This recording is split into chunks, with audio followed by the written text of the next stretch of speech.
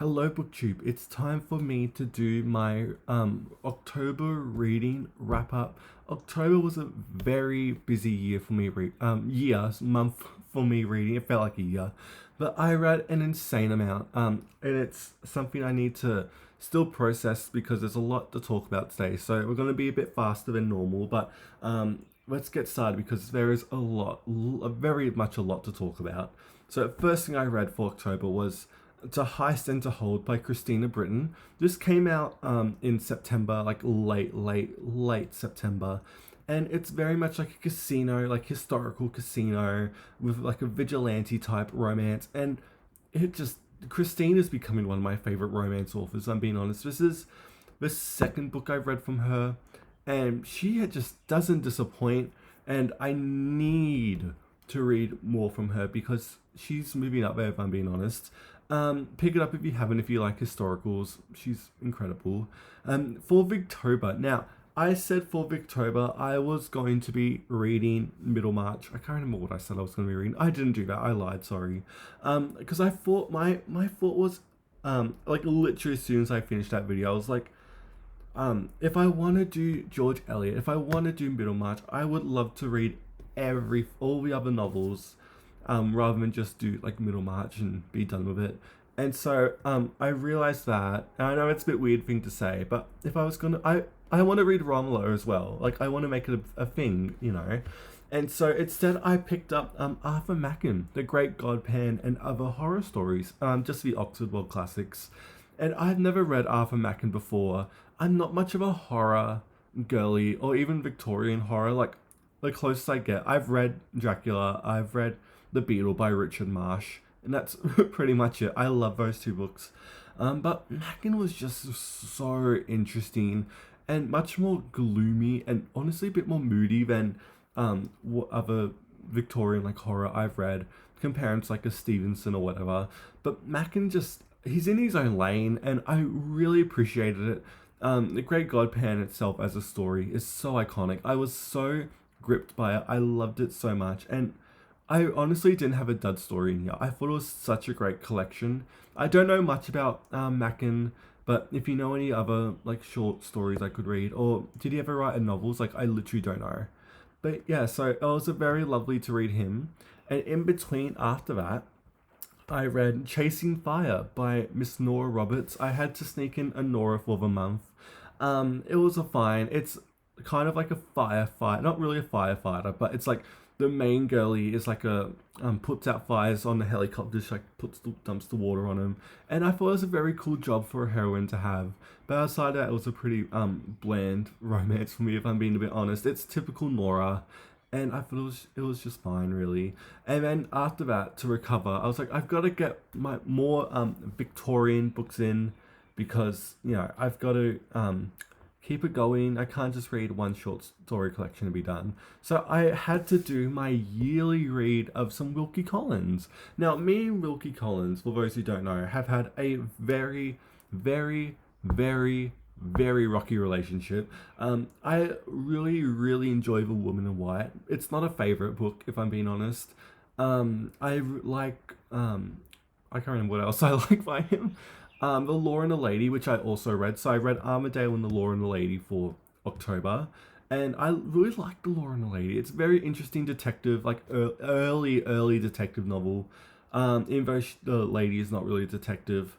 But Armadale just didn't do much for me. I didn't like the characters. Wilkie has great ideas for like sensation plots. But I feel like as a novelist, he kind of like lets me down, if I'm being a bit honest. I need to process this more.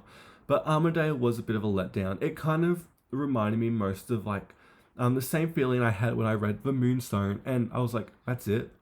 Like it just doesn't do much for me, and I don't know if it's because I'm not much of a sensationalist Victorian. Like that's not my go-to, but I'm more of like a realist. Like I love Ruth and like the Gaskells and Elliots rather than the bit more again with sensational like the Hardy, like his early stuff.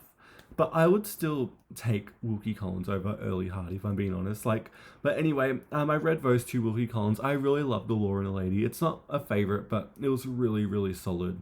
Could have been a bit longer, if I'm being honest. But anyway, I kept up with new releases too throughout the month. I read Shadow Ticket by Pynchon. This is it was such a nice feeling to have a new Pynchon. Um, this is maybe his last novel. He's what 90 or whatever. I feel like he has one more in him. Like he'll have one tucked away or whatever. But it's not a top tier Pynchon novel at all. I wouldn't put it up there with like Gravity's Rainbow or Mason and Dixon or Crying of Lot 49. It's more typical of what you expect from him in his later part of his career. It was fine. It's nice just to read his writing again. I think he's such an incredible writer, and reading Shadow Ticket, or even going back to The Crying of Lot 49, because I did do I didn't read all of it. I don't know why, because it's so short. But I just realized, as much as I love Pynchon, I can't help and see his impact on on writers and see the evilness that he has caused in terms of some like the later 20th century like male writers. I'm not gonna name any names, but if you know, you know.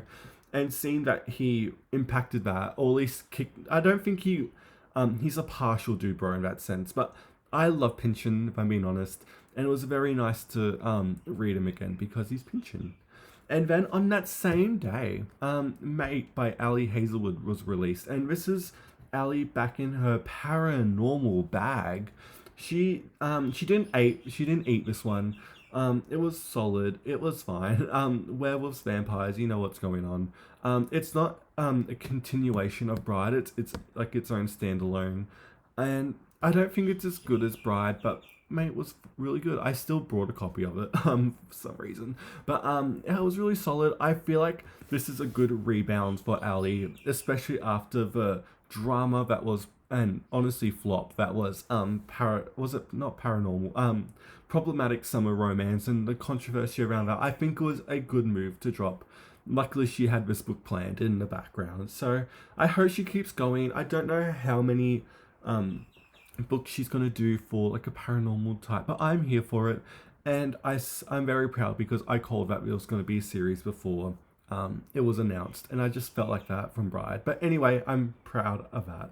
And then I read some kids books too. I read Wherever Wild Things Are by Maurice Sendak, and I've never read it growing up, and I sat down because I have a hardcover of it. I sat down and read it a good 5 minutes, and I loved the plot. The illustrations were incredible. Oh my god. And I don't normally notice that stuff, but it was just such a lovely read. I get how it's like a classic. It's incredible. If you haven't read it, please do. And then I started, I was like, I'm going to do the Peter Rabbit books because why not? And I got all the way. Where did I stop? I'm looking at my list. I stopped at I gave up kind of, if I'm being honest. I never do that. I got all the way from Peter the first one all the way to the Tale of Mr. Jeremy Fisher, and I didn't keep going after that. I don't know why, because I think I had so much going on. I kind of had to put it down. But they're incredible. The illustrations are stunning. I feel like I've missed out on it because I didn't read them growing up, but I'm glad I know what they are now, and it's very nice. And to keep up with new releases, because Harper Lee's estate was doing a collection of unreleased stuff. I actually have it right here. I brought it. And so I thought it's time I go back to reread To Kill a Mockingbird and To Go Set a Watchman, because I read To Kill a Mockingbird in high school. Yeah, it's even taught over here. And I loved it. It was one of my favorite books as a teen. I haven't read it. I looked it up when I last read it, and it had been like 6-7 years. So I was like, oh, I need to go back to it because of the new release. And so I reread it and left no crumbs. It's incredible. Like, what do you want me to say? It's Kill Mockingbird. It easily has my favorite courtroom drama ever. I can't even. It's incredible. And I also read To Go Set a Watchman. Now, I am a defender of Ghost of the Watchman. I think it's a really lovely story. Is it a bit rushed at the end? And, well, yes, it is, but, like, I don't care. It's very nice to see all of those characters again. And so, I read those two. They didn't take long, because they're not that long. And eventually, I got this the day it came out. The Land of Sweet Forever. This is, like, collections of, like, short stories and, like, manuscript and, like, letters and a random recipe in there. And I'm amazed that the estate took 10 years to do this. I guess I really wanted to wait a while after the whole controversy around To Ghost of the Watchmen, but it is very, very nice to read something from Lee that isn't in the town of Macomb. I thought, even though there is a short story in here that's set in Macomb, just to hear her tackle other stories was just really delightful because it gives me more of a perspective on her work, and also just her voice as a writer, I think, is more fleshed out in here. And that's because she didn't write that, at least, I don't know. But anyway, very nice. If you like Lee, please pick it up because if it's more Harper Lee. Who doesn't want that?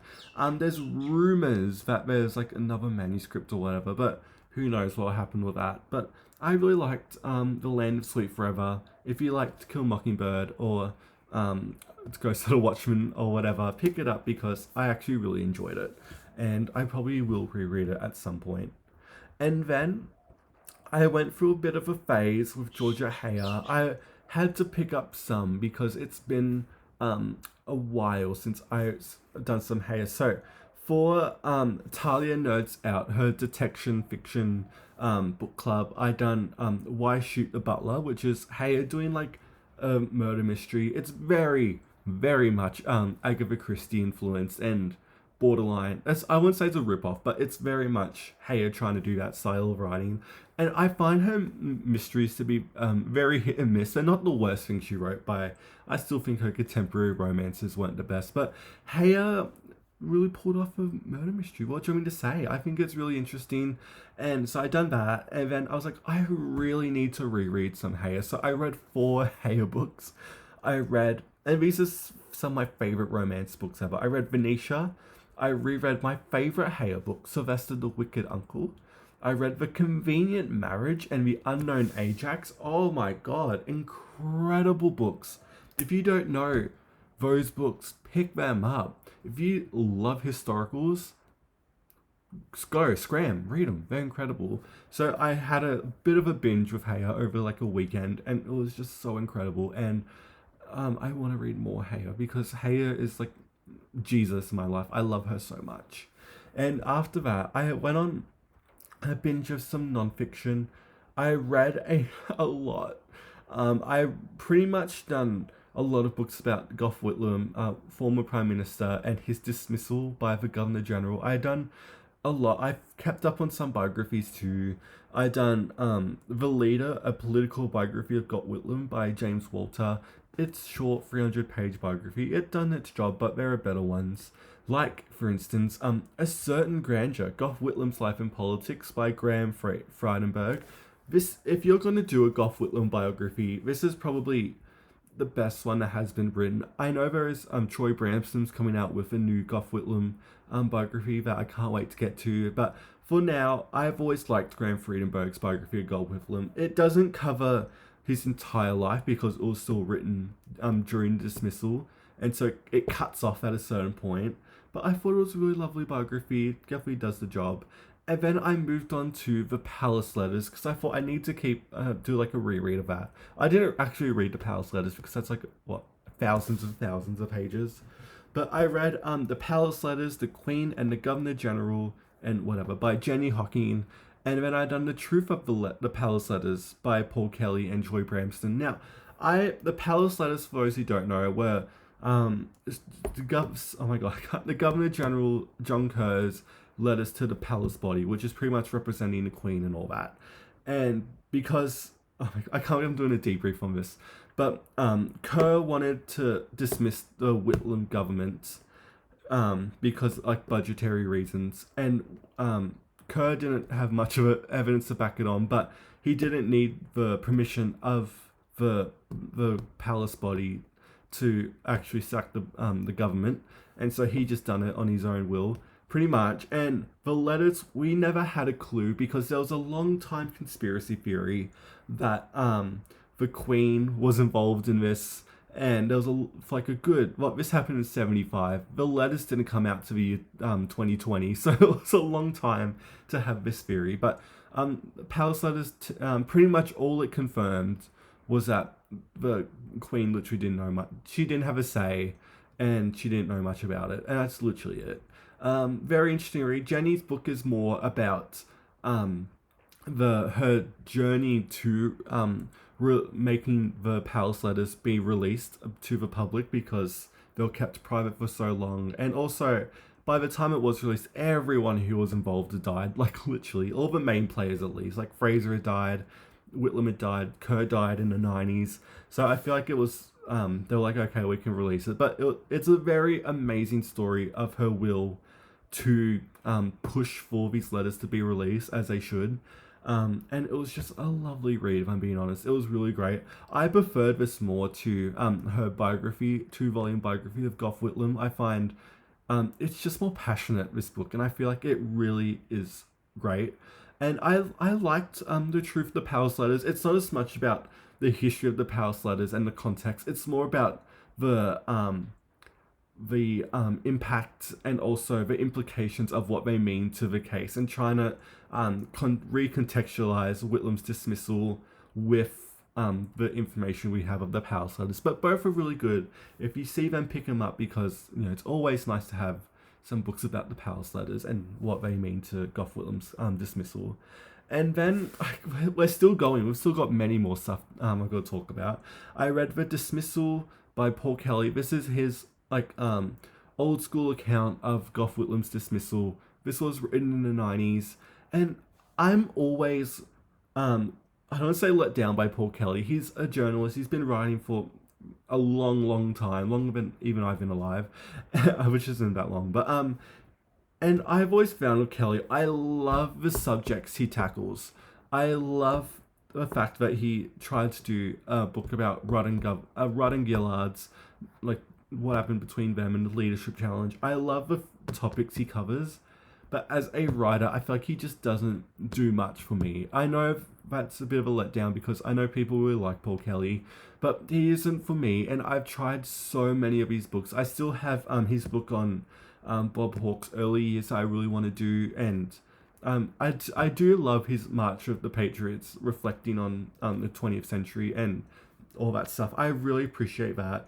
But for me, I think it's become like a classic book about the dismissal because of its time and when it was released, rather than it's pretty. You can do a wiki page and pretty much find the same stuff. I know, but I feel like Kelly didn't add as much in terms of opinions, and I feel like it was just more of just this happened and then this happened, and I get that, and it just didn't do much for me. But I still want to keep reading Kelly because he done a lot of interesting books.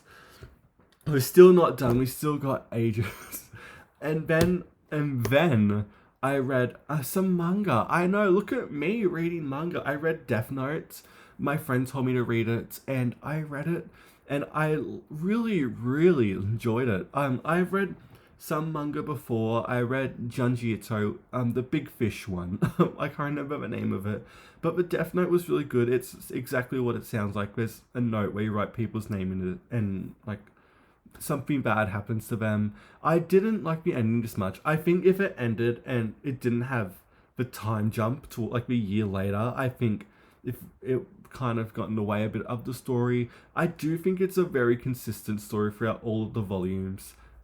What do we say? It's really famous. People love it. I love it. I do want to do this. Is it the sequels or the prequels? The short other stories. I do want to do that because I may as well keep going. So I did read the Death Note. I know, look at me reading manga. I'm so proud of myself.